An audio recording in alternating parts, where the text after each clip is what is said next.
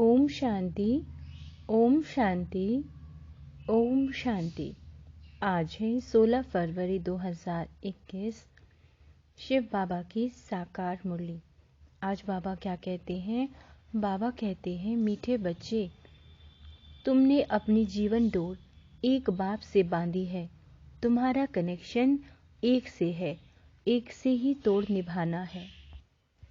प्रश्न है, संगम युग पर आत्मा अपनी डोर परमात्मा के साथ जोड़ती है।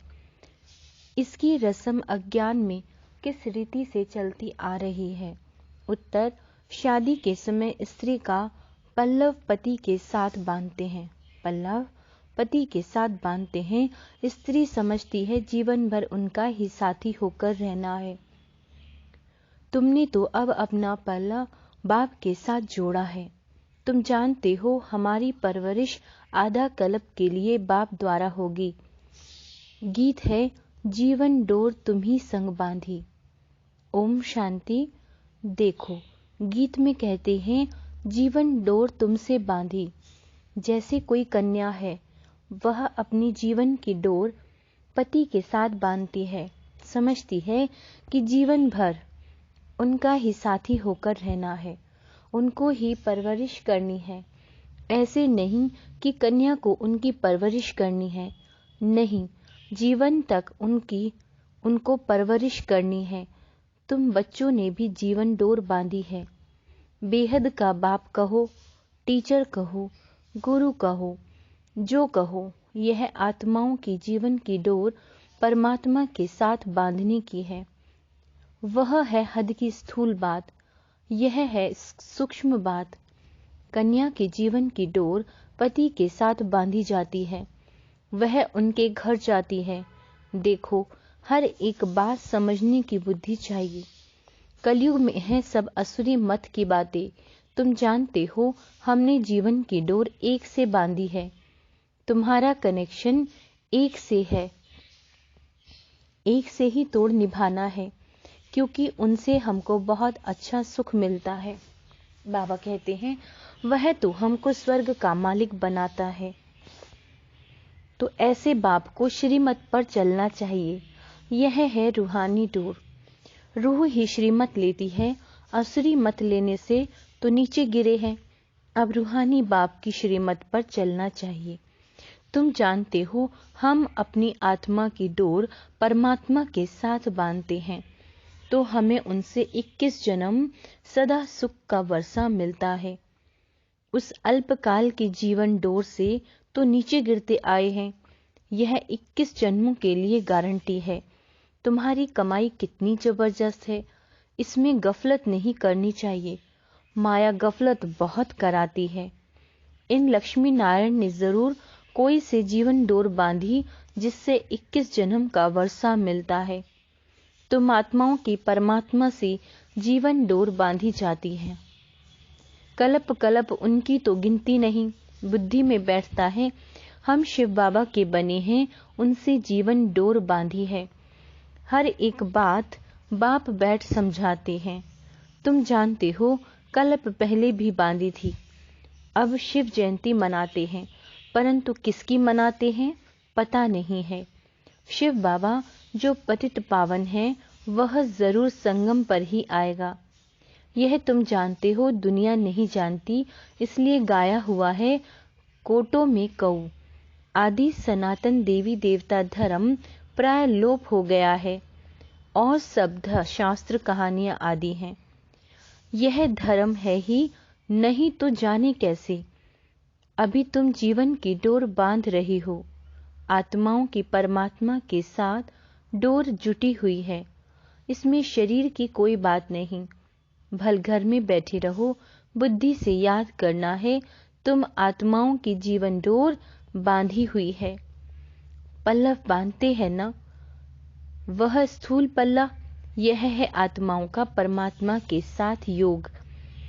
भारत में शिव जयंती भी मनाते हैं, परंतु वह कब आए थे यह किसी को भी पता नहीं है। कृष्ण की जयंती कब, राम की जयंती कब, यह नहीं जानते। बच्चे, तुम त्रिमूर्ति शिव जयंती अक्षर लिखते हो, परंतु इस समय 3 मूर्तियां तो है नहीं। तुम कहेंगे शिव बाबा ब्रह्मा द्वारा सृष्टि रचते हैं, तो ब्रह्मा साकार में जरूर चाहिए ना। बाकी विष्णु और शंकर इस समय कहाँ, जो तुम त्रिमूर्ति कहते हो। यह बहुत समझने की बातें हैं। त्रिमूर्ति का अर्थ ही ब्रह्मा विष्णु शंकर है। ब्रह्मा द्वारा स्थापना, वह तो इस समय होती है। विष्णु द्वारा सतयुग में पालना होगी। विनाश का कार्य अंत में होना है। यह आदि सनातन देवी देवता धर्म भारत का ही एक है। वह तो सब आते हैं धर्म स्थापन करने। यह हर एक जानता है यह धर्म स्थापना किया और उनका संवत की यह है, फलाने टाइम फलाना धर्म स्थापन किया। भारत का किसी को पता नहीं। गीता जयंती शिव जयंती कब हुई किसी को पता नहीं। कृष्ण और राधे की आयु में 2-3 वर्ष का फर्क होगा। सतयुग में जरूर पहले कृष्ण ने जन्म लिया होगा, फिर राधे ने, परंतु सतयुग कब था यह किसी को पता नहीं है। तुमको भी समझने में बहुत वर्ष लगे हैं, तो 2 दिन में कोई कहाँ तक समझेंगे। बाप तो बहुत सहज बताते हैं, वह है बेहद का बाप। जरूर उनसे सबको वर्षा मिलना चाहिए ना। ओ गॉड फादर कह याद करते हैं। लक्ष्मी नारायण का मंदिर है। यह स्वर्ग में राज्य करते थे, परंतु बाबा कहते हैं परंतु उनको यह वर्षा किसने दिया। जरूर स्वर्ग के रचयिता ने दिया होगा, परंतु वह कब कैसे दिया वह कोई नहीं जानते। तुम बच्चे जानते हो, जब सतयुग था और कोई धर्म नहीं था। सतयुग में हम पवित्र थे, कलयुग में हम पतित हैं, तो संगम पर ज्ञान दिया होगा। सतयुग में नहीं, वहां तो प्रारब्ध है। जरूर वहां तो क्या है, वहां प्रारब्ध है। जरूर अगले जन्म में ज्ञान लिया होगा। तुम भी अब ले रहे हो। तुम जानते हो आदि सनातन देवी देवता धर्म की स्थापना बाप ही करेगा। कृष्ण तो सतयुग में था, उनको यह प्रारब्ध कहाँ से मिली। लक्ष्मी नारायण ही राधे कृष्ण थे, यह कोई नहीं जानते। बाप कहते हैं जिन्होंने कल्प पहले समझा था वही समझेंगे। यह सैंपलिंग लगता है, मोस्ट स्वीटेस्ट झाड़ का कलम लगता है। तुम जानते हो आज से 5000 वर्ष पहले भी बाप ने आकर मनुष्य से देवता बनाया था। अभी तुम ट्रांसफर हो रहे हो। पहले ब्राह्मण बनना है। बाजोली खेलते हैं तो चोटी जरूर आएगी। यह शिव व रुद्र का यज्ञ है। रुद्र ज्ञान यज्ञ ही कहा जाता है। कृष्ण ने यज्ञ नहीं रचा। इस रुद्र ज्ञान यज्ञ से विनाश ज्वाला प्रज्वलित होती है। यह शिव बाबा का यज्ञ पतितों को पावन बनाने के लिए है। रुद्र शिव बाबा निराकार है। वह यज्ञ कैसे रचे जब तक मनुष्य तन में ना आए। मनुष्य ही यज्ञ रचते हैं। सूक्ष्म व मूल वतन में यह बातें नहीं होंगी। बाप समझाते हैं यह संगम युग है। जब लक्ष्मी नारायण का राज्य था तो सतयुग था। अब फिर तुम यह बन रहे हो। यह जीवन की डोर आत्माओं के परमात्मा के साथ है। यह डोर क्यों बांधी है? सदा सुख का वर्षा पाने के लिए। तुम जानते हो बेहद के बाप द्वारा हम यह लक्ष्मी नारायण बनते हैं। बाप ने समझाया है तुम सो देवी देवता धर्म के थे, तुम्हारा राज्य था। पीछे तुम पुनर्जन्म लेते लेते क्षत्रिय धर्म में आए। सूर्यवंशी राजाई चली गई, फिर चंद्रवंशी आए। तुमको मालूम है हम यह चक्र कैसे लगाते हैं। इतने जन्म लिए। भगवानुवाच है, हे बच्चे तुम अपने जन्मों को नहीं जानते हो, मैं जानता हूँ। अब इस समय इस तन में 2 मूर्तियां हैं, ब्रह्मा की आत्मा और शिव परम आत्मा। इस समय 2 मूर्ति इकट्ठी हैं, ब्रह्मा और शिव। शंकर को कभी पाठ नहीं आता। शंकर को कभी पाठ में आता नहीं। बाकी विष्णु सतयुग में है, अभी तुम ब्राह्मण सो देवता बनेंगे। हम सो का अर्थ वास्तव में यह है। उन्होंने कह दिया आत्मा सो परमात्मा, परमात्मा सो आत्मा। कितना फर्क है। रावण के आने से ही रावण की मत शुरू हो गई। सतयुग में तो यह ज्ञान ही प्राय लोप हो जाएगा। यह सब होना ड्रामा में नूंद है। तब तो बाप आकर स्थापना करें। अभी है संगम। बाप कहते हैं मैं कल्प कल्प कल्प के संगम युग पर आकर तुमको मनुष्य से देवता बनाता हूँ, ज्ञान यज्ञ रचता हूँ। बाकी जो है वह इस यज्ञ में स्वाह हो जाने हैं। यह विनाश ज्वाला इस यज्ञ से प्रज्वलित होनी है। पतित दुनिया का तो विनाश होना है, नहीं तो पावन दुनिया कैसे हो। तुम कहते भी हो हे पतित पावन आओ, तो पतित दुनिया पावन दुनिया इकट्ठी रहेगी क्या। पतित दुनिया का विनाश होगा, इसमें तो खुश होना चाहिए। महाभारत की लड़ाई लगी थी जिससे स्वर्ग के गेट खुले।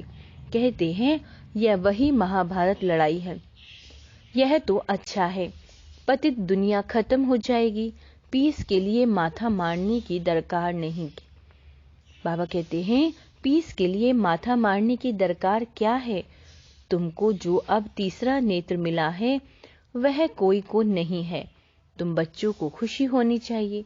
हम बेहद के बाप से फिर से वर्षा ले रहे हैं। बाबा हमने अनेक बार आपसे वर्षा लिया है। रावण ने फिर श्राप दिया। यह बातें याद करना सहज है, बाकी सब दंत कथाएं हैं। तुमको इतना साहूकार बनाया, फिर गरीब क्यों बने। यह सब ड्रामा में नूंद है। गाया भी जाता है ज्ञान भक्ति वैराग्य। भक्ति से वैराग्य तब हो जब ज्ञान मिले। तुमको ज्ञान मिला तब भक्ति से वैराग्य हुआ। सारी पुरानी दुनिया से वैराग्य, यह तो कब्रिस्तान है। 84 जन्मों का चक्र लगाया है, अभी घर चलना है। मुझे याद करो तो मेरे पास चले आएंगे। विकर्म विनाश हो जाएंगे और कोई उपाय नहीं। योग अग्नि से पाप भस्म होंगे, गंगा स्नान से नहीं होंगे। बाबा कहते हैं माया ने तुमको मूर्ख बना दिया है। अप्रैल फूल कहते हैं ना। अभी मैं तुमको लक्ष्मी नारायण जैसा बनाने आया हूँ। चित्र तो बहुत अच्छे हैं। आज हम क्या हैं, कल हम क्या होंगे। परंतु माया कम नहीं है। माया डोर बांधने नहीं देती, खींचतान होती है। हम बाबा को याद करते फिर पता नहीं क्या होता है, भूल जाते हैं।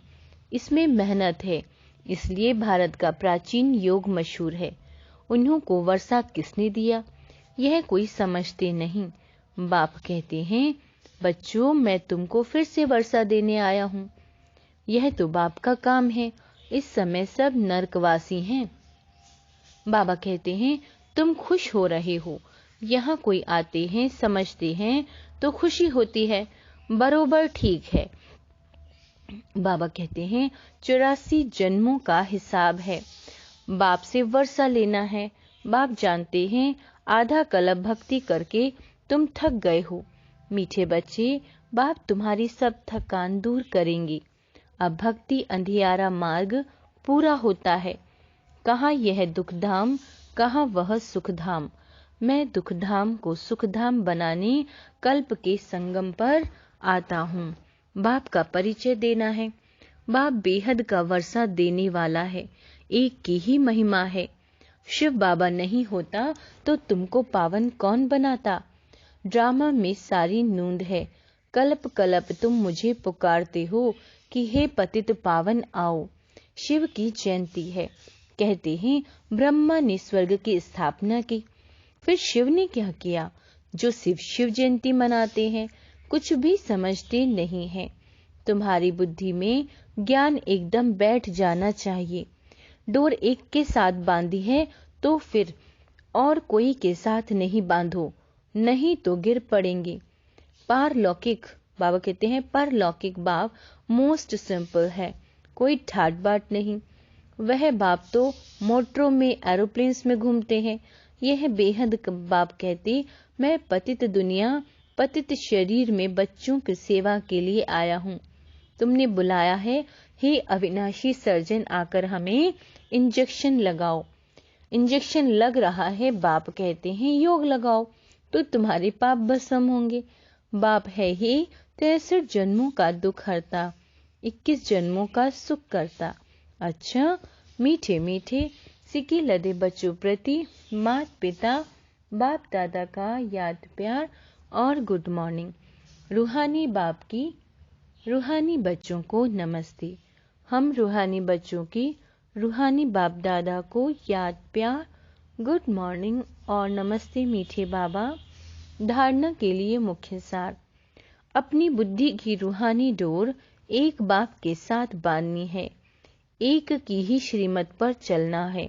दूसरा, हम मोस्ट स्वीटेस्ट झाड़ का कलम लगा रहे हैं, इसलिए पहले स्वयं को बहुत स्वीट बनाना है। याद के यात्रा में तत्पर रहे विकर्म विनाश करने हैं। वरदान, सर्व खजानों को विश्व कल्याण प्रति यूज करने वाले ही सिद्धि स्वरूप हैं। जैसे अपने हद की प्रवृत्ति में, अपने हद के स्वभाव संस्कार की प्रवृत्ति में बहुत समय लगा देते हो, लेकिन अपनी अपनी प्रवृत्ति से परे अर्थात उपराम रहो और हर संकल्प बोल कर्म संबंध संपर्क में बैलेंस रखो, तो सर्व खजानों की इकोनॉमी द्वारा कम खर्च वाला नशीन बन जाएंगे। अभी समय रूपी खजाना, एनर्जी का खजाना और स्थूल खजाने में कम खर्च वाला नशीन बनो। इन्हें स्वयं के बजाय विश्व कल्याण प्रति यूज करो तो सिद्धि स्वरूप बन जाएंगे। स्लोगन है, एक की लगन में मगन रहो तो निर्विघ्न बन जाएंगे। अच्छा, ओम शांति।